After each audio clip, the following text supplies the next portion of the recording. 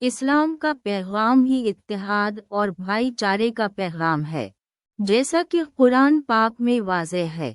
رحمت للعالمین حضور نبی کریم صلی اللہ علیہ وسلم نے ہمیشہ اختلافات کو ختم کرنے اور امت مسلمہ میں اتحاد قائم کرنے پر زور دیا ہے۔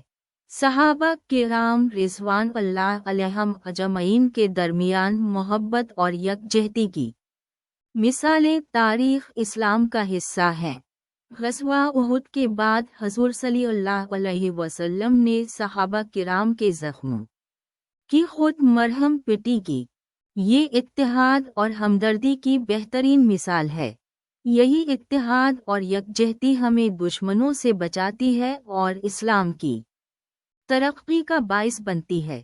رسول اللہ صلی اللہ علیہ وسلم نے فرمایا، مسلمان مسلمان کا بھائی ہے، نہ تو اس پر ظلم کرتا ہے اور نہ اسے ظلم کرنے دیتا ہے۔